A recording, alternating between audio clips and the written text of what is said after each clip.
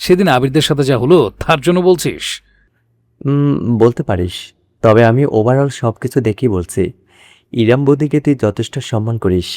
Exactly, সম্মান। হঠাৎ করে অনুরাগের দিকে ফিরে তাকালো সাইবান। জলজলে চোখে ঠোঁটে অদ্ভুত হাসি মেখে বলল, it doesn't matter how I feel, it never mattered. Iram আপু আমার খালার মেয়ে, ছোট থেকে ওনাকে দেখেই বড় হয়েছি। যদিও বা মাঝখানে সে যাক, আমি এটুকু জানি উনি জীবনে অনেক কষ্ট করেছেন। বিয়ের পর কি হয়েছে সেটা জানি না, কিন্তু দুইটা কুলাঙ্গার ভাইকে কিভাবে মানুষ করেছিলেন সেটা দেখেছি। I simply can make her suffer more, that's all. That's all? No feelings attached? Anurag তীক্ষ্ণ নজর ফেলে জিজ্ঞেস করে বসল। সাইবানের চেহারায় একটা আধার নেমে এলো। Feelings? Are you kidding me? একেবারে হুট করেই বেখাপ্পা ভাবে হেসে উঠল সাইবান। সোফায় শরীর এড়িয়ে সে হাসি নিয়েই বলল, come on Anurag, grow up. তোর মনে হয় আমি এইসব ফিলিংসের ধার ধারি? অনুভূতি শুধুই দুর্বলদের অলংকার। ইরাম আপুকে আমি আগে সম্মান করতাম, এখন যেহেতু উনি আমার স্ত্রী তাই একটু আগলে রাখি, এই যা। একটু একটু সাইবান। চোখ রীতিমতো কপালে তুলে ফেলল অনুরাগ। সাইবান তাতে একেবারে বিনা কারণেই হুট করে রেগে গেল। তো তোর বউ হলে তুই কি করতি? ফেলে দিতি? তোর সামনে তোর বউকে আজেবাজে কথা বললে তুই প্রতিবাদ করতি না? প্রতিবাদটা যখন এতই জোরালো হয় যে 6 বছর ধরে টানা সহ্যকা বন্ধুদের এক ঝটকায় উগড়ে ফেলা যায়, তখন একটু সন্দেহ তো হবেই, বল? Stop it. লাফিয়ে সোফা থেকে উঠে পড়ল সাইবান। সত্যিই রেগে গেছে চেহারায় বোঝা যাচ্ছে, কিন্তু অনুরাগ শান্তভাবেই চেয়ে রইল। সাইবান হাত মুঠো করে ঝাঝালো কণ্ঠে বলল, আমি কি করছি না করছি আর ভবিষ্যতে কি করব তাতে কারোর কিচ্ছু যায় আসে না। দিন শেষে উনি অন্যের স্ত্রী ছিলেন, আর উনার একটা পরপুরুষের বাচ্চা আছে। এই সত্যিটা কোনোদিন বদলাবে না। অনুরাগ বাকরুদ্ধ হয়ে পড়ল। প্রসারিত নয়ন দেখে গেল বন্ধুকে, যাকে পুরোদস্তুর ভিন্ন একজন মানুষ মনে হচ্ছে তার। সাইবান আর দাঁড়ালো না, হনহন করে হেঁটে গেল রুমের বাইরে। যাওয়ার আগে পেছন ঘুরে বলল, আন্টিকে জানিয়ে দিস আমি আরেকদিন এসে ওনার হাতের মাটন বিরিয়ানি খাবো। এইটুকুই। চলে গেল সাইবান। অনুরাগ ঠায় বসে বন্ধুর চলার পথের দিকে চেয়ে শেষমেশ একটা দীর্ঘশ্বাস ফেলল। নিজের কপাল ঘষে আপন মনে বিড়বিড় করল, সাদে কি তোকে বাচ্চা বলি? এখনো অবুঝি রয়ে গেলি তুই, স্টারবর্ন বয়। অপরদিকে অনুরাগের বাসা থেকে বেরিয়েই নিজের হুইল সুজোড়া পায়ে গড়িয়ে রাস্তা ধরে স্লাইড করে এগোতে লাগলো সাইবান। অতিরিক্ত দ্রুত যাচ্ছে আজ। বাতাস কেটে বেরিয়ে যাচ্ছে তার চোখে মুখে চারপাশে। অতিরিক্ত আক্রোশ ফুটল তার পদক্ষেপে। ভনভন করে ঘুরছে জুতোর চাকা। লম্বা একটা পথ পাড়ি দিয়ে শটান রাস্তার ধারের একটা গাছের গুঁড়ি আঁকড়ে ধরে নিজেকে আটকালো সাইবান। ভারী নিঃশ্বাস ফেলে ঠাস করে কপাল ঠেকানো গাছের শক্ত খসখসে গুঁড়ির ওপর। চোখ বুঝে ফেলল, অস্ফুট স্বরে বলল, শিট! কিচেন কাউন্টারে জিনিসপত্র সাজিয়ে বসেছে বসুন। সুগন্ধা একটা বড় থালায় পুর তৈরি করা, অন্য পাশে ময়দার তৈরি ছোট রুটি। সেগুলোর ভেতর পুর ভরে ভাঁজ করে করে মোমো বানাচ্ছে মেয়েটি। একসাথে অনেকগুলো করে বানিয়ে ফ্রিজে রেখে দেয় ফ্রোজেন স্ন্যাক্স হিসেবে। বিশেষ কোনো কাজ না থাকে ইরাম দাঁড়িয়ে দাঁড়িয়ে তাকে সাহায্য করছে। একপাশে ছোট ক্রিবে ঘুমাচ্ছে ইজান। ক্ষণে ক্ষণে ছেলেকে দেখে মুচকি হাসি নিয়ে কাজ করছে ইরাম। হাতে ময়দার রুটিতে পুর ভরি সুন্দর করে ভাঁজ করে করে মোমো বানিয়ে রাখছে আরেকটা প্লেটে। হঠাৎ করে সে বলল, সুগন্ধা, তোমার কলেজের পাশে একটা ইনস্টিটিউট আছে না, কম্পিউটার শেখা যায়? হ্যাঁ, আছে তো। আপনি যাবেন? হ্যাঁ, এরপর যেদিন কলেজে যাবে আমাকে নিয়ে যেও। কম্পিউটারে কাজ শিখবেন? ভালো ভালো। প্রশংসা করে সুগন্ধা আরও খানিকটা পুর তৈরি করে নিয়ে এসে রাখলো কাউন্টারে। ঠান্ডা হতে অভিজ্ঞ হাতে মাখতে মাখতে বলল, তুই একটা সত্যি কথা বলি আপা, কিছু মনে কইরেন না। ইরাম ভ্রু তুলে পেছনে ফিরে তাকালো। তুমি আবার কবে থেকে এত বিবেচনা করা শুরু করলে? আরে মেয়ে, বলো বলো, এত ভাবতে হবে না। কম্পিউটার শিখে আপনি কি করবেন? চাকরি করার দরকার আছে? ইরাম থমকে গেল। সুগন্ধা বলে গেল, না মানে এই বাড়ির অবস্থা তো ভালোই। সত্যি বলতে আমি শুরুতে বই পাইছিলাম ভাইজান মনে হয় কেলেঙ্কারি করবেন আপনার সাথে, কিন্তু মানুষটা রংবাজ হলেও আপনার অনেক টেক কেয়ার করে, বোঝা যায়। তাহলে দরকার কি, সব যেমন চলছে অমনি চলুক।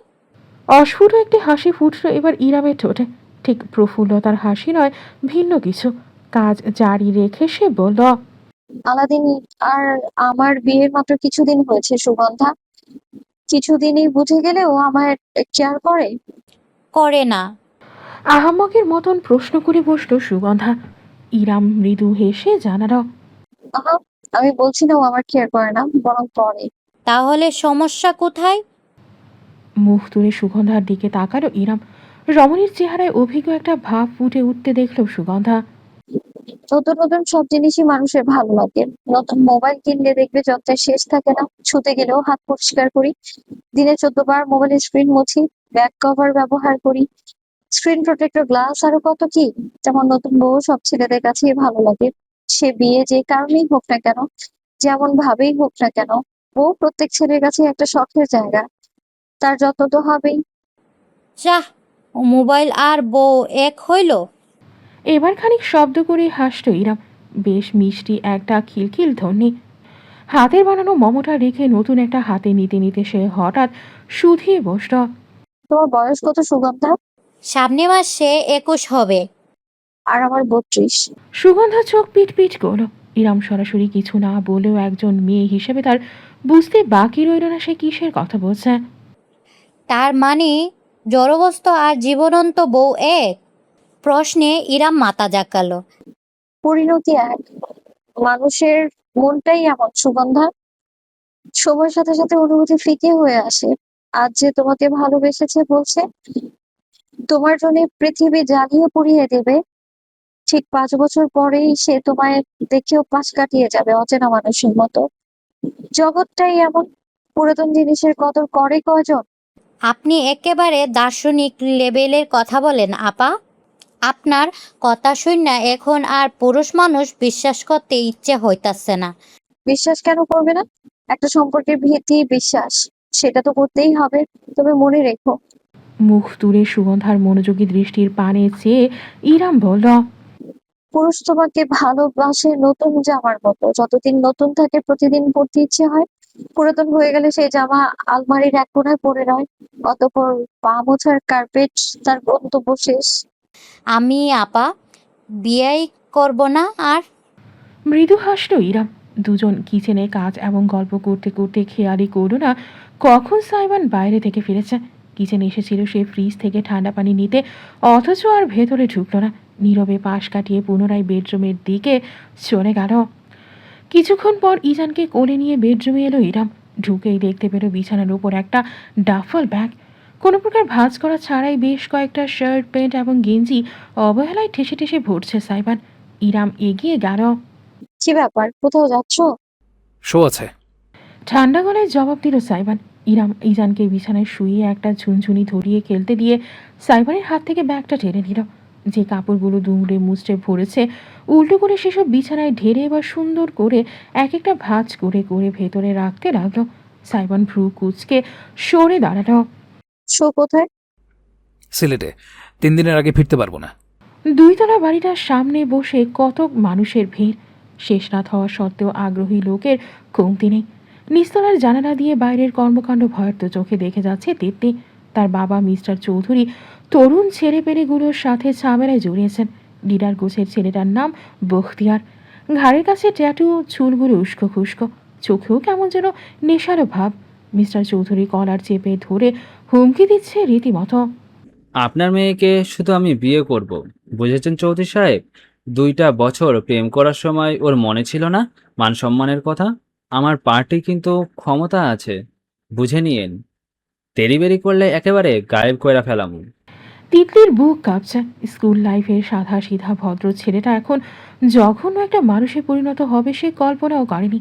প্রেম বলে যেটা চালিয়ে দিয়েছে সেটা ঠিক প্রেমও ছিল না। তিতলি একটুখানি পাত্তা দিত এই যা।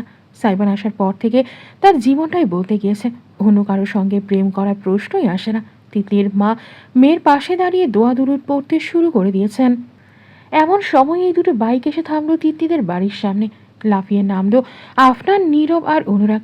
দ্বিতীয় চিন্তা ছাড়াই প্রত্যেকে ছুটে এসে ভিড়ের মাঝে ঢুকে পড়ল। ছেলেদের মধ্যে হট্টগোল বেঁধে গেল। অনুরাগ মাঝখানে দাঁড়িয়ে মিস্টার চৌধুরীকে আড়াল করে বলল, এক্সকিউজ মি, এটা কোন ধরনের অসভ্যতা? রাত বিরাতে এক ভদ্র বাড়িতে এসে ভদ্রলোকদের বিরক্ত করছেন কেন? পুলিশকে জানাতে বাধ্য হব কিন্তু। অনুরাগের কথায় বখতিয়ার ভীষণ চটে গেল। প্রতিদ্বন্দ্বিতা আশা করেনি সে। নিজের একটা হাত তুলে দ্বিধা ছাড়াই সরান অনুরাগকে থাপ্পড় দিয়ে বসল সে। আতকে উঠল সবাই। You scoundrel!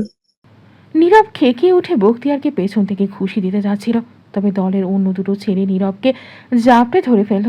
অনুরাগ ভালোই ব্যথা পেয়েছে, মুখের ভেতর রক্তের নোনতা স্বাদ টের পাচ্ছে এখন।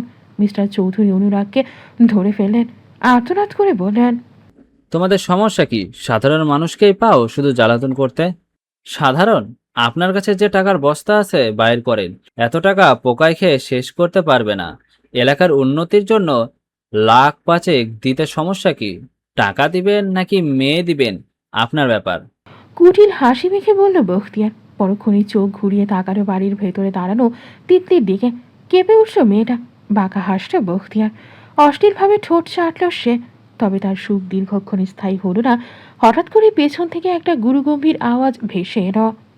থোবরা বরাবর বাংলাদেশের মানচিত্র বসিয়ে দিতে চাই নিবি? বখতিয়ার ভীষণ অবাক হয়ে ঘুরে তাকিয়েছে কি তাকায়নি, তার চোয়াল বরাবর প্রচণ্ড শক্তিতে একটা ঘুষি আছড়ে পড়ল। এতটাই জোর যে বখতিয়ারের শরীরটা ছিটকে পড়ল মাটিতে। মনে হলো চোয়ালের হাড় বুঝি নড়ে গিয়েছে। তার দলের ছেলেরা আটকে উঠে ঝট করে সামনে তাকালো।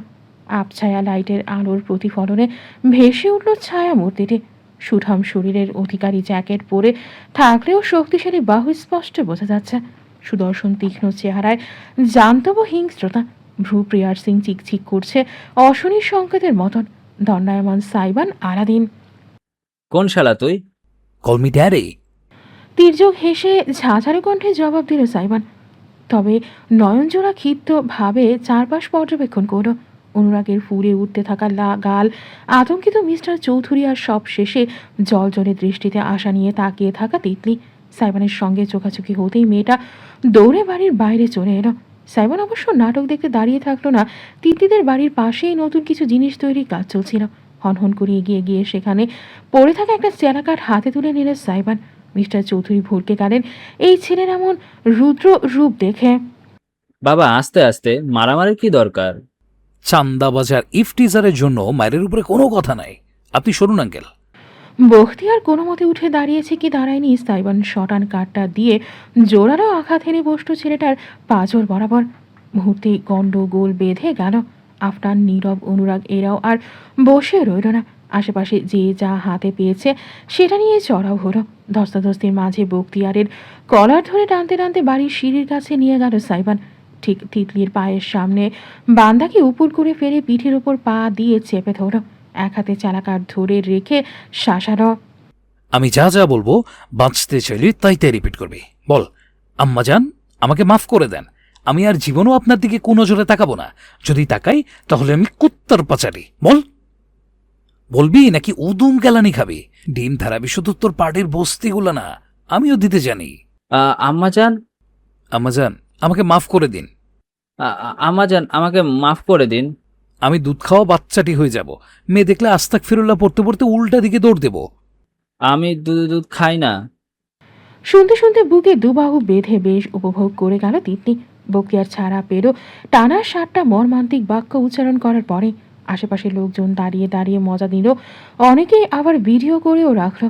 সবশেষে উঠে পড়ে টলতে টলতে যখন সে নিজের দলের ছেলেদের কাঁধে ভর দিয়ে বাড়ির বাইরের দিকে এগুলো, তখন পেছনে তাকিয়ে সাইবানের সঙ্গে দৃষ্টি মেলালো। চেরা কাঠটা কাঁধে ঠেকিয়ে বান্দা এক হাতে সিগারেট জ্বালিয়ে ঠোঁটে পুড়ে রেখেছে। ভ্রু কুচকে তীব্র অসহনীয় এক দৃষ্টিতে বখতিয়ারের দিকে তাকালো সে। তোকে আমি দেখে নেব। তুই কি রাতখানা এখন দেখতে পাচ্ছিস না? আফরান নীরব একযোগে অট্টহাসিতে ফেটে পড়ল। অনুরাগ অব্দি হাসতে গিয়ে নিজের ব্যথা পাওয়া গালটা চেপে ধরল। অপমানের চূড়ান্ত পর্যায়ে পেরিয়ে যাওয়ায় বখতিয়ার আর দাঁড়িয়ে থাকতে পারল না। খুঁড়িয়ে খুঁড়িয়ে হেঁটে বেরিয়ে গেল গেটের বাইরে। অনুসরণে তার সাঙ্গপাঙ্গ। চারপাশ শুনশান হয়ে পড়তেই তিতলি ছুটে এসে সাইবানকে জাপটে ধরল। থ্যাঙ্কস দোস্ত, কি ভয় পেয়ে গিয়েছিলাম আমি। আব্বুকে যাচ্ছে তাই ভাবে হুমকি দিচ্ছিল। ইটস ওকে নাও। তোমাদের সবাইকে যে আমি কি বলে ধন্যবাদ দেব। এদের জ্বালাই বাসে না আর। থানায় জিডিও করে রেখেছি। যদি পুলিশ একটু গুরুত্ব দিত। টাকা ঢেলেও লাভ হচ্ছে না। আন্টি এক মগ কফি হবে? শরীরটা কেমন ম্যাচ ম্যাচ করছে। অবশ্যই, তোমরা সবাই ভেতরে আসো। সকালের নাস্তা না খেয়ে কিন্তু ছাড়ছি না। আজকের সকালে নাস্তার টেবিল জুড়ে গুরু গম্ভীর পরিবেশ বিদ্যমান। শুধু প্লেট চামচের টুংটাং শব্দ ছাড়া দ্বিতীয় কোনো রান নেই কারো মুখে। নীরব অস্থির রীতিমতো দমবন্ধ করে একটা অবস্থা। সবাইকে নাস্তা বেড়ে দেওয়ার দায়িত্ব পালনের পাশাপাশি আর চোখে মানুষটাকে দেখে যাচ্ছে এরাম। AKM আহমদ উদ্দিন, সাইবান সারিকার বাবা, সামিয়ার স্বামী এবং ইরামের খালু। পেশায় একজন ব্যবসায়ী। ঠিক কিসের ব্যবসা সেটা ইরামের বিস্তারিত জানা নেই। এই মানুষটার সম্পর্কে জ্ঞান তার ভীষণই কম। শূন্য বলেও ভুল হবে না, কারো সাথেই মিশুক নন। ছোটবেলার স্মৃতি হাতড়েও এই লোকটার বিশেষ উপস্থিতি ইরাম মনে করতে পারছে না। পাশাপাশি বসার বদলে সামিয়া এবং আহমদ বসেছেন একে অপরের মুখোমুখি। টেবিলের দুপাশে দুজন, যেন মাঝখানে কেউ দেয়াল তুলে দিয়েছে। বাবার পাশে বসা সারিকা বিশেষ অস্বস্তিতে আছে, তার চেহারা দেখে বোঝা যাচ্ছে। কেমন যেন হাঁসফাঁস করছে। ইরাম টেবিল ঘুরে নীরবে আহমেদের প্লেটে আলু ভাজি বেড়ে দিতেই তিনি প্লেট দূরে ঠেলে বলে উঠলেন, আমি আলু ভাজি খাই না। ইরাম ভড়কে গেল। সামিয়া ভ্রু কুঁচকে তাকালেন।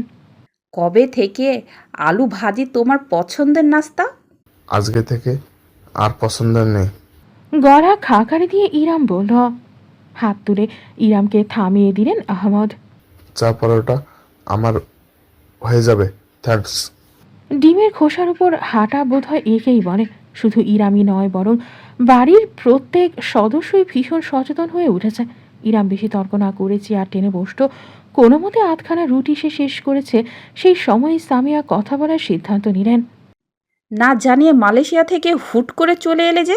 কেন, ঢাকঢোল পিটিয়ে সানাই বাজিয়ে আসা উচিত ছিল বুঝি? ভ্রু কুচকে ফেললেন সামিয়া। সেটা বলিনি। না না, বলে ফেলো। তুমি যা বলো তাই তো হয়। তোমার উপর কথা বলা কোনো অধিকার অন্য মানুষের আছে?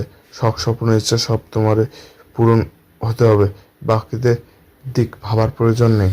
আহমদ, টেবিল চাপড়ে উঠে দাঁড়ালেন সামিয়া। তীব্র দৃষ্টিতে তাকালেন স্বামীর দিকে। তুমি অভদ্র আচরণ করছো বলে মনে হচ্ছে না? নিজের মর্জি মতো যাকে তাকে বাড়ির বউ বানানোর সময় তোমার মনে হয়নি তুমি লিমিট ক্রস করছো? আহমদের কণ্ঠ শান্ত, অথচ তার কথার মাঝে অদ্ভুত একটা তেজ আছে উপেক্ষা করা অসম্ভব। সারিকা নিজের বাবা মায়ের উত্তপ্ত ক্রোধের মাঝে একটুখানি শীতল হাওয়া হতে চাইল। মম, ড্যাড, প্লিজ তোমরা বাচ্চা নাও। এটা নাস্তার টেবিল। অন্য বাড়ির মানুষের সামনে এসব কী ধরনের উদ্ভট আচরণ? অন্য বাড়ির মানুষ যে ইরাম তাতে কোনো সন্দেহ নেই। মেয়েটা এমন সময়ও ঠিকই একটা ঠেস দিয়ে দিল। ইরাম একটি নিঃশ্বাস ফেলে ভদ্র অথচ আত্মবিশ্বাসী গলায় বলল, খালামণি, আপনারা প্লিজ আমাকে নিয়ে ঝগড়া করবেন না। যদি আমার জন্য এই দ্বৈরথ সৃষ্টি হয়ে থাকে তবে আমায় করজোড় ক্ষমা প্রার্থনা করছি আমি। এটা ছাড়া আমার আপাতত আর কিছুই করার নেই। প্লিজ শান্ত হন আপনারা। আমরা নাস্তা করি, আলাপ আলোচনা সব না হয় খাবো, আপনি বিশ্রাম নেওয়ার পর করা যাবে। আহমদ বাঁকা দৃষ্টিতে ইরামকে দেখলেন। তারপরে এক চুমুকে গরম চায়ের কাপ শেষ করে ঠাস করে চেয়ার ছেড়ে টেবিল থেকে উঠে গেলেন। আমার হয়ে গেছে। এটুকুই। তিনি আর বসলেন না। লম্বা পা ফেলে বাড়ির অন্দরমহলে আড়াল হয়ে গেলেন। আহমদ চলে যেতেই সামিয়া নিজের চেয়ারে ধপ করে বসে পড়লেন। কপালে হাত ঠেকিয়ে চোখ বুঝে ফেললেন। সারিকা এগিয়ে নিজের মায়ের কাঁধে হাত রাখল। মম, ইটস ওকে। তুমি জানতে এমনটা হওয়ারই ছিল। ইরামের ইচ্ছে হলো নিজের খালামণিকে একটু সান্ত্বনা দেয়া, তবে সেই সুযোগ হলো না। পদশব্দ ভেসে এলো। ঝট করে ফিরে তাকাতেই সে দেখলো ভেতরে ঢুকছে সাইবান। কারো দিকেই তাকায়নি সে। সামিয়া আর সারিকা দুজনের গোপন কথোপকথনে ব্যস্ত থাকায় বিশেষ নজরপাত করেনি। তবে সাইবানের হাঁটুর দিকে জিন্সের ছেঁড়া অংশ এবং ঘাড়ের দিকে লালচে দাগ ইরামের দৃষ্টি এড়ালো না। সাইবান উপরে উঠে যেতেই সেও টেবিল থেকে উঠে ছুটে গেল বেডরুমের দিকে। বেডরুমের ভেতর ঢুকেই যথারীতি প্রীতি ইজানকে ক্রিবে নিদ্রাচ্ছন্ন দেখতে পেল সাইবান। ছোট্ট শিশুটি দুই হাত মুঠো করে গভীর ঘুমে আচ্ছন্ন। পাতলা ঠোঁট জোড়া হালকা ফাঁক করা, সেখান থেকে লালারস গড়িয়ে বালিশে পড়ছে। বাঁকা হাসলো সাইবান। লাইফ তো তোরই পটলা, খাওয়া কাঁদা হাগুমুটু ঘুম, সার্কেল অন গোয়িং। মাথা জাগিয়ে নিজের জ্যাকেটটা খুলে নিল সে। ভেতরে ট্যাঙ্ক টপ বেরিয়ে আসতেই ত্বকের উপর লালচে নীলাভ দাগ পরিষ্কার হলো। মারামারির সময় সেও কম কিছু হজম করেনি। তবে অতি উত্তেজনায় আদ্রলানিরের ক্ষরণে তখন ওসব গায়ে লাগেনি, এখন লাগছে। গরম পানির ভেতর বসে থাকতে হবে ঘণ্টাখানেক। জাকুজির কথা মনে পড়ল, কিন্তু হাতে অত সময় নেই। দুপুরের আগে আবার সিগারেটের জন্য বেরিয়ে যেতে হবে। সে যখন ঘাড়ে একটা তোয়ারে ঝুলিয়ে বাথরুমে কুইক শাওয়ার নিতে যাবে, তখনই বেডরুমে ঢুকলো ইরাম। খানিকটা হাঁপাচ্ছে, ছুটে এসেছে বোঝা যাচ্ছে। সাইবান এমন মুহূর্তেও মজা নিতে চাইল না। মাথা কাত করে স্ত্রীকে আপাদমস্তক পর্যবেক্ষণ করে বলল, স্বামীর বুকে ঝাঁপিয়ে পড়তে আর তর্স হয়েছে না যে ছুটতে ছুটতে এসেছেন? বলে শাহরুখ খানের স্টাইলে বুক চেতিয়ে দুবাহু মেরে ধরল সাইবান। ইরাম বিরক্তিবোধ শব্দ করে এগিয়ে এসে চাপড় দিল তার মেরে ধরা হাতে। মজা বন্ধ করো। সারাত কোথায় ছিলে? আর এসব কিসের দাগ? ব্যথা পেয়েছো কি করে? মুখ থুবড়ে মেন হলে পড়েছো এমন গাল গল্প আমায় বিশ্বাস করতে বলবে না একদম। বেশি কিছু না, এই একটু শক্তির প্রদর্শন প্রতিযোগিতায় অংশ নিয়ে এলাম আর কি। রাত না হলে আবার খেলা জমে না। সাইবানকে ঠেলে জোরপূর্বক বিছানায় বসিয়ে দিল ইরাম। অতপর দ্রুত হাতের ড্রেসিং টেবিলের ড্রয়ার থেকে ফার্স্ট এড কিট নিয়ে এসে বসল। সাইবান ভ্রু তুলে বিস্ময় নিয়ে রমণীর কর্মকাণ্ড দেখে গেল। ইরাম অ্যান্টিসেপটিক দিয়ে তুলো ভিজিয়ে সাইবানের কাছে সরে এলো। নরম আগুনে তার মাথাটা সামান্য কাত করে ঘাড়ের দিকের দাগটা ভালোভাবে পর্যবেক্ষণ করল। এতটা কাছ থেকে ইরামের উষ্ণ নিঃশ্বাস ছুঁয়ে গেল সাইবানের ঘাড়। শিউরে উঠল সে না চাইতেও। চোখজোড়া অজান্তেই বন্ধ হয়ে এলো। ইরাম থেমে নেই, তুলোটা লালচে হয়ে ওঠা ত্বকে বসিয়ে আলতোভাবে মুছে নিতে নিতে সে ফিস ফিস করল। মারামারি করেছো তুমি? জ্বালা হলো, দাঁতে ঠোঁট কামড়ে হিসিয়ে উঠল সাইবান। আপনার মাথার পেছনে তৃতীয় চক্ষু আছে মনে হচ্ছে। চলছে? না, সুখ লাগছে। চাপ দিন, আরো জোরে কোচলে ভর্তা বানিয়ে ফেলুন। রাগে গজগজ করে উঠল সাইবান। ইরামের ঠোঁটে মৃদু হাসি ছুঁয়ে গেল। এবার আরও খানিকটা ঝুঁকে কাছে ঝুঁকে এলো সে সাইবানের ঘাড়ে তুলে দিয়ে মুছতে মুছতে আলতোভাবে ফু দিয়ে জ্বালা কমানোর উদ্দেশ্যে। সাইবানের শির দ্বারা বেয়ে শীতল তরঙ্গ খেলে গেল। মনে হলো ব্রেনের ভেতর নিউরনে শর্ট সার্কিট হয়ে গিয়েছে। শরীরের সর্বশক্তিতে সে নিজেকে নিবারণ করলো ইরামকে ছোঁয়া থেকে। দুহাতে টেনে ধরো বিছানার চাদর ভীষণ নিয়ন্ত্রণে। ইরামের অবশ্য এত কিছু খেয়াল নেই, সে এক মনে নিজের কাজ করছে। ঘাট থেকে সাইবানের বুকের দিকটায় নেমে এলো সে। ট্যাঙ্কটপের চিকন স্ট্রেপটা শক্তিশালী কাঁধের ওপর থেকে সামান্য নামিয়ে উন্মুক্ত করলো ত্বক। হাড়ের ওপরের দিকটায় নীরব একটা ছাপ। এবার সত্যি রাগ হলো ইরামের। দ্বিতীয়বার তুলা ভেজাতে সে বলল, এসব আমার একদমই পছন্দ না আলাদিন। ভদ্র ঘরের ভদ্র ছেলেরা এমনটা করে না। সারা রাত বাইরে কাটানোর বিষয়টা না হয় আমি বাদ দিলাম, তবে নিজের এই অবস্থা করার মানেটা কি? অদ্ভুত হয়ে হাসল সাইবান। কেন, আমার জন্য আপনার কষ্ট হচ্ছে বুঝি? ইরাম ঠোঁট ফুরিয়ে ফেলল। তেমন কোনো চিন্তা না করে অজান্তে তুলো খানিকটা জোরে চেপে ফু দিয়ে বলে উঠল, হাজবেন্ডের জন্য চিন্তা করা বারণ বুঝি? অস্ফুট একটা অস্ত্রাব্য শব্দ বেরিয়ে এলো সাইবানের ঠোঁট করে। ইরাম বুঝতেও পারল না কি ঘটছে। নিজের কোমরে একটা হ্যাঁচকা টান খেল। তার শরীরটা আষ্টে পড়ো বিছানার ওপর। গায়ের ওড়নাটা একপাশে ছড়িয়ে পড়ো। খোপা খুলে চুলগুলো নদীর স্রোতের ন্যায় মেরে গেল চারিপাশে। সাইবানের ভারী ও শক্তিশালী পুরুষালী শরীরটা তার উপর উঠে এলো। ডান হাতের লম্বাটে আঙুলগুলো জড়িয়ে গেল ইরামের গ্রীবাদেশ জুড়ে। শীতল স্পর্শে কেঁপে উঠল ইরাম। পা দুটো ছটফট করে উঠতেই সাইবানের হাঁটু চেপে দিয়ে আটকে ফেলল তাকে। অবাক নয়নে চেয়ে রইল ইরাম নিজের উপর ঝুঁকে থাকা মুখটা দেখে। হলদেটে ত্বক কেমন রক্তাভ হয়ে উঠেছে। কালো চোখ দুটোই ঝিলিক খেলে যাচ্ছে, ঠোঁটজোড়া হালকা ফাঁক হয়ে আছে। ভারী শ্বাস ফেলছে, চুলগুলো কপালে ছড়িয়ে পড়েছে। সাইমন আরও কাছে ঝুঁকে আসতে ইরামের কপাল ছুঁয়ে গেল চুলের গোছা। শক্তভাবে চোখ বুঝে ফেল রমণী। কেন তা নিজেও বলতে পারবে না। সাইমন অত্যন্ত মোহ নিয়ে তার মুখটা দেখলো। ইরামের নাকে ছোট্ট একটা নোসপিন জলজল করছে। বস্তুটা এত কেন টানছে বোঝার আগেই সাইবান ঝুঁকে সেই নোসপিনের উপর নিজের ঠোঁট ছুঁয়ে দিল। ইরাম হালকা ঝটকা দিয়ে উঠল, অথচ নড়তে পারে না। তার গলায় সাইবানের হাত আর একটু শক্ত করে চেপে বসলো। দীর্ঘ এক নিঃশ্বাস ফেলে ইরাম জল জলে চোখ মেরে তাকাতেই সাইবানের দৃষ্টি মোকাবেলা করতে হলো তাকে। তার গলার চাপটা বাড়িয়ে মুখটা খানিকখানি উপরে তুলে নাকে নাক ছুঁয়ে দিয়ে সাইবান ফিসফিস করল, কল মি হাজব্যান্ড অ্যাগেইন, আর আমি আপনাকে পৃথিবীতে বসিয়ে চাঁদ তারা ঘুরিয়ে আনবো।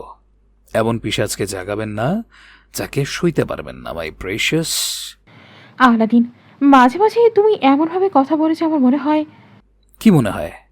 যে তুমি আমি আমায়। জমে গেল সাইবান আর ইরাম উভয়। ক্রিবে শুয়ে থাকা ইজান একেবারে হঠাৎ করেই চিৎকার দিয়ে কেঁদে উঠেছে। ছোট্ট হাত পা ছুঁড়ে এমনভাবে নাটকীয় ভঙ্গিতে কান্নাকাটি করছে যেন কষ্টে বুকটা ফেটে যাচ্ছে তার। ইরামের মাতৃ মস্তিষ্ক সজাগ হয়ে উঠল। ধাক্কা দিয়ে সাইবানকে নিজের উপর থেকে সরিয়ে ছুটে গেল সে সন্তানের কাছে। দ্রুত ইজানের ছটফট করতে থাকা শরীরটাকে নিজের বুকে তুলে নিয়ে দৌড়াতে লাগলো, এই যে বাবাটা, এই যে আম্মু এখানে, কান্না কেন হো? ক্ষুধা পেয়েছে তোমার? পেটু ভরেনি? সাইমন কয়েক সেকেন্ড উপর হয়ে বিছানায় পড়ে রইল। তার হাতটা এখনো চাদর আঁকড়ে ধরে রেখেছে, ঠিক যেখানে কয়েক সেকেন্ড আগ অব্দিও ইরাম শুয়েছিল। চাদর মুঠ পাকিয়ে ফেলল সে, চোখ মুখ কুচকে বিড়বিড় করে নিজেকে নিজে বোঝাতে লাগলো। কুল ডাউন, কুল। পোটলাকে জানলা দিয়ে ছুঁড়ে ফালানো যাবে না, পোটলা উঠতে পারে না। মাথা ঠান্ডা, তামান্না ভাটিয়া। মনে মনে জপতে লাগলো সাইমন। ইরাম ততক্ষণে ফিরারের দিকে হাত বাড়িয়েছে। সে পাম্প করে রেখেছিল, সেটা কোনোভাবে নিজের কিচেনে ফেলে এসেছে সকালে নাস্তা তৈরি করার সময়। নিজেকে নিজে মনে মনে খানিক অভিসম্পাত করে এখন ম্রিয়মান হয়ে আসা ইজানকে বিছানায় উপর হয়ে থাকা সাইমনের পাশে রাখলো সে। একটু দেখে রাখো, আমি নিচ থেকে ফিডার নিয়ে আসছি, এই 5 মিনিট। হয়ে রইল সাইমন। চোখ মেলে ইরামকে দ্রুত রুম থেকে বেরিয়ে যেতে দেখলো। তারপরই তার করুণ চোখ জোরে এসে পড়লো ইজানের ওপর। কান্নার বালাই নেই তার, তবে নয়ন দুটি অশ্রুতে ভিজে টলমল করছে। নাক টানছে আর অদ্ভুত ভঙ্গিতে সাইমনের দিকে তাকিয়ে আছে, যেন ভ্রুকুটি করছে তাকে। ভ্রু তুলে খানিকটা সময় তাকিয়ে থেকে খপ করে ইজানের গলার হাত রাখলো সাইমন। নাজুক শরীরের অঙ্গ তার 2খানা আঙুলে সম্পূর্ণ জড়িয়ে গেল। পোটলা, তোর কল্লাটা 2 ইঞ্চির আর সাইরেন বাজাস 69 ইঞ্চির। তোর ভোকাল কর্ড নাকি টাইটানিকের হর্ন, টাইম মতো পুত করে বাজিয়ে দিস। কয়েক ঘন্টা পর দুপুর হয়ে এসেছে প্রায়। সাইমন খাওয়া গোসল সেরে তৈরি হয়ে নিচ্ছে বেরোনোর উদ্দেশ্যে। গাড়িতেই যাবে যেহেতু একটা ক্যাজুয়াল টি শার্ট আর ঢোলা ট্রাউজার পরেছে। ডাফল ব্যাগ শেষবারের মতো দেখে নিচ্ছে সব ঠিকঠাক আছে কিনা। এমন সময় রুমে এলো ইরাম, হাতে সামিয়ার থেকে নিয়ে আসা ল্যাপটপ। ইজান সকালের পর আবার ঘুমিয়েছে 8 ঘন্টা আগে। ধীর পায়ে প্রবেশ করলো নাইট স্ট্যান্ড, ল্যাপটপ রেখে। ইরাম ব্যস্ত সাইমনকে দেখল। কাজের সময় ছেলেটার মনোযোগ একেবারে অনন্য ধরনের। কিছুক্ষণ ইতস্তত করলো রমণী, তার কিছু টাকা দরকার। হাত একেবারেই ফাঁকা। উপরন্তু সে সিদ্ধান্ত নিয়েছে আগামীকাল সুগন্ধার সাথে বাইরে গিয়ে কম্পিউটার কোর্সে ভর্তি হয়ে আসবে। সাইমন যেহেতু চলে যাচ্ছে, তার সাথে আর কথা বলার সুযোগ হবে না, কিন্তু টাকার ব্যাপারটা তুলতেও কেমন যেন লাগছে তার কাছে। সামিয়ার কাছে এই কারণেই চাইতে পারেনি, এমনিতেই তার জন্য অনেক করেছে বাড়ির মানুষগুলো। দেনমোহরের টাকাটাও সামিয়া ইরামের নিজস্ব ব্যাংক অ্যাকাউন্টে রাখার ব্যবস্থা করে দিয়েছেন। ওটা দিয়ে ভবিষ্যতে কোনো পরিকল্পনা করবে ভাবছি ইরাম। সেখান থেকে এখন তুলবে নাকি, অনেক কিছুই ভাবলো সে। শেষমেশ সিদ্ধান্তে উপনীত হলো। একটা কথা বলার ছিল। ঝেড়ে গেছে ফেলুন, আমার তাড়া আছে। নিজের কাজ করতে করতেই বলল সাইমন। ইরাম খুব বেশি সময় তা আর নষ্ট করলো না, বলে উঠল। আমার কিছু টাকার দরকার, একটা কম্পিউটার কোর্স করতে চাচ্ছি। শুনেছি 2 মাসের কোর্স ফি 5,000। সাইমন এবার চোখ ঘুরিয়ে ইরামের দিকে তাকালো। ভ্রু তুলতেই তার আইব্রো পিয়ার্সিং জল করে উঠল। কিসের কোর্স? আর্টিকেল রাইটিং আর ওয়ার্কশিট ফর ফ্রিল্যান্সিং।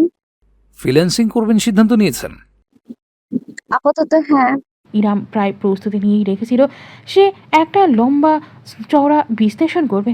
কিনো এই কাজটা করতে ইচ্ছুক, কীভাবে করবে, মেয়ে বলে কেউ কাজ না দিলেও তাকে লড়াই করে যেতে হবে, কারো আপত্তি থাকলেও তার কিছুই করার নেই, ইত্যাদি ইত্যাদি। তবে সাইমন তেমন কিছু জিজ্ঞেস করলো না।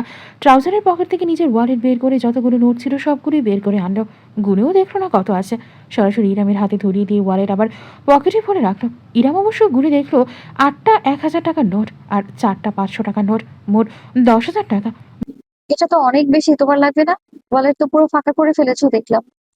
আমার কার্ড আছে, ক্যাশ না হলেও চলবে, বলে সাইমন ব্যাগে কাঁধে ঝুলিয়ে রুমের দরজার দিকে এগোলো। আমার তো 5,000 হলেই হয়ে যাবে, 10,000 কেন দিচ্ছ? ইরামের কণ্ঠস্বরে সাইমন ঘুরে তাকিয়ে বলল, রেখে দিন, পরে কাজে লাগবে। না লাগলে আবার চাইবো। আপাতত ঋণই করো না, টাকা কষ্ট করে উপার্জন করতে হয়, তোমার বাড়ির উঠোনে গাছে ধরে না। ইরাম এগোলো।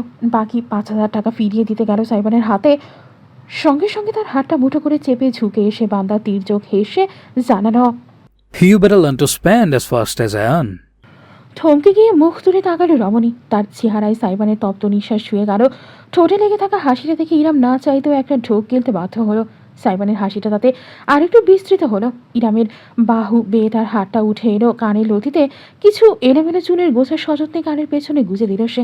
তারপর মুখ নামিয়ে সেই কানের কাছে আবেশ মাখা মৃদু কণ্ঠে বলল, পরেরবার থেকে আর আমার কাছ থেকে টাকা চাইবেন না। এক্সট্রা ওয়ালেট ক্লোজেটে দ্বিতীয় ড্রয়ারে রাখা আছে, লক্ষ্মী বইয়ের মতো যা লাগে নিয়ে খরচ করবেন। মাস শেষে ওটা ভর্তি করে রাখার দায়িত্ব আমার। ইরামের ঠোঁট জোড়া ফাঁক হয়ে রইল। সম্মোহিতের ন্যায় সে চেয়ে রইল সাইবানের দিকে। কেন যেন দৃষ্টি ফেরাতে পারল না নিজের। সাইবান তার চোখের দিকে তাকালো। তারপর কিভাবে যেন বিদায় জানাতে হয়? ওই ইরা মুখ খুলেও কথা শেষ করতে পারল না। সাইবান তার চিবুকে আঙুল জড়িয়ে মুখটা তুলে কপাল বরাবর নিজের ঠোঁট বসিয়ে দিল। তার ত্বকের মাঝে অস্ফুট স্বরে বলল, খুব জলদি জ্বালাতে ফেরত চলে আসবো। Try not to miss me too much, my precious. আর দাঁড়ালো না সাইমান, নিজের উষ্ণতাটুকু কেড়ে নিয়ে উল্টো ঘুরে রুমের বাইরে বেরিয়ে গেল। ইরাম তখনই নিজের জায়গায় দাঁড়িয়ে রইল বরফের মতো, অজান্তেই হাতে ধরে রাখা টাকায় তার আঙুলগুলো সজোরে চেপে বসল। সে ভুলেই গিয়েছিল অনুভূতি কিভাবে অনুভূত হয়, অথচ বহুদিন বাদে আজ তার উষ্ণ কিছু একটা ক্ষণিকের জন্য হারিয়ে ফেলার অনুভূতি কেন হচ্ছে সেটা তার বুঝদার মস্তিষ্ক বুঝতে পারে না। পরদিন গতকাল সিলেটে শো করতে চলে গিয়েছে সাইবান। ইরাম আজ সকাল সকাল তৈরি হয়ে নিয়েছে একটা হলুদ রঙের কামিজ আর সালোয়ার, ওনাটা পরিপাটি করে কাঁধের দুপাশে তুলে দেওয়া, চুলগুলো বিনুনি পাকিয়ে নিয়েছে। ইজানকে নিয়েই বেরোবে আজ, কারণ সামিয়া আর সারিকা কেউই বাড়িতে থাকবে না। সুগন্ধাও তার সাথেই যাচ্ছে, যেহেতু রেখে যাওয়ার প্রশ্নই আসে না। নাস্তা তৈরি হচ্ছে কিচেনে। ইরাম কিছুক্ষণ আগেই সাহায্য করে এসেছে সুগন্ধাকে। মেয়েটা এখন গরম করে নিচ্ছে সব কিছু। কেউই এখনো নাস্তার টেবিলে আসেনি। সময়টা ব্যবহার করার কথা ভাবল ইরাম, ল্যাপটপ নিয়ে বসে গেল। গতকাল থেকে একটা বিশেষ কাজ করবে বলে ভেবে রেখেছে, যেটা এতদিন করার কথা মাথায় আসেনি। সুগন্ধার থেকেই টুকটাক খবর পেয়েছে সে। ইউটিউবে গিয়ে সার্চ দিল। অ্যারাবিয়ান ডেইজ একটি চ্যানেলে ভেসে উঠল মিউজিক সম্পর্কিত সকল ভিডিও, বিভিন্ন আর্টিস্টিক এমভি। সাবস্ক্রাইবার সংখ্যা 1 লাখের কাছাকাছি প্রায়। একটি বেশ জনপ্রিয় ভিডিও আছে, প্রায় 10 মিলিয়ন ভিউ, 1 বছর আগে আপলোড করা হয়েছে। ইরাম ভিডিওটা দেখল। ভাইরাল একটা গান গত বছর টিভি চ্যানেলে আর এদিক সেদিক বেশ শোনা হয়েছে। মেট্রো রেলে শ্যুট করা হয়েছে বেশ অ্যাস্থেটিক কায়দায়। ভিডিওতে দেখানো ভবঘুরি টাইপের ভ্রমণ পিপাসু এক ছেলে, সেখানে অভিনয় করেছে সাইবান নিজে। একটি তরুণী মেয়েও রয়েছে। তারুণ্যের প্রেম কাহিনী ধরনের মিউজিক ভিডিও। ইরাম ডিসক্রিপশনে গেল, সেখানে সিঙ্গার, প্রোডাকশন ইত্যাদি ক্রেডিটের সঙ্গে লেখা music composer DJ Aladdin. Saiman composer হিসেবেও কাজ করে, এটা জানা ছিল না ইরামের। সুগন্ধার গুপ্ত তথ্য অনুযায়ী তার ইনস্টাগ্রামও আছে। গুগল থেকে সেখানেও ঢুকলো ইরাম। প্রোফাইল বের করে তার চোখ কপালে উঠে গেল 5 লাখ ফলোয়ার সংখ্যা। বেশিরভাগ তার বিভিন্ন শো এবং কম্পোজিংয়ের পোস্ট। হুট করেই দেখলে মনে হয় না, কিন্তু সাইমান নিজের কাজ নিয়ে বেশ ভালো এগিয়েছে। স্ক্রল করতে করতে প্রায় 7-8 মাস আগেরকার একটি পোস্টে চোখ আটকে গেল ইরামের। তেমন কিছু না, স্রেফ একটা ছবি, কিন্তু স্রেফ একটা ছবি যেন রমণীর বুকের ভেতর আগুন জ্বালিয়ে দিল। জিমে তোলা একটা মিরর পিকচার। সাইবানের পরনে কোনো শার্ট নেই, উধাম শরীর, শুধু একটা ঢোলা কালো ট্রাউজার পরনে। পেটানো শরীর আবছা আলো আধারিতে ফুটে উঠেছে। শক্তিশালী মাংসপেশির গড়ন আর উদরের কাঠামো বেশ চোখে রাখছে। ইরাম প্রথমটায় লজ্জা পেয়ে গেল। স্ক্রল করে চলে যাচ্ছিল, কিন্তু কিছু পয়েন্টে তার মনোযোগ আটকে গেল। বেশিরভাগ মেয়েদের কমেন্ট।